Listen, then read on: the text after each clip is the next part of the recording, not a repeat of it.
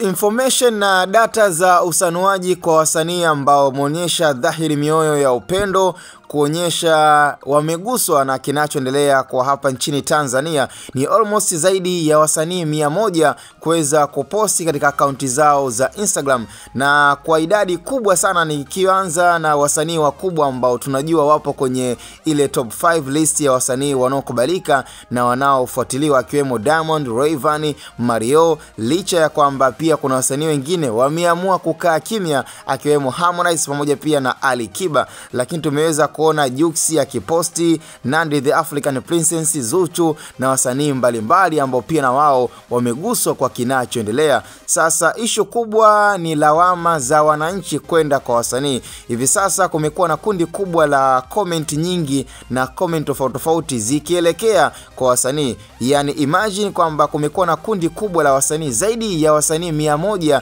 na supporters wengi ambao wamekuwa na ushawishi hapa nchini Tanzania kuweza kuposti kinachoendelea. Sasa Watanzania wanacholaumu na wanachojiuliza kwamba kabla ya haya yote kutokea, wasanii hao zaidi ya 100 ambao wameweza kuposti posti tofauti za kuwaombea Watanzania na kuwapa salamu za pole, walikuwa na nafasi kubwa sana ya kuzungumza na kuonyesha pia wako sambamba na Watanzania. Na ndio maana hivi sasa wasanii wamejikuta wapo kwenye mtego mkubwa sana. Watu wanaowategemea kwa support kwenye shows zao, kwenye streams zao, ndo watu ambao wamejikuta wakiwasaliti kwenye kipindi kigumu na kuja kuonyesha kwamba hivi sasa ndo wako sambamba nao. Na ndio maana kuna baadhi ya wananchi wengine wamekuwa wakizungumza kwamba hawahitaji support yoyote, hawahitaji salamu zozote kutoka kwa wasanii. Ni kutokana pia na kinachoendelea, na ndio maana tumeweza kunukuu pia hata kwenye posti ya Kusa akizungumzia kwamba kumekuwa na kundi kubwa la unafiki kwa wasanii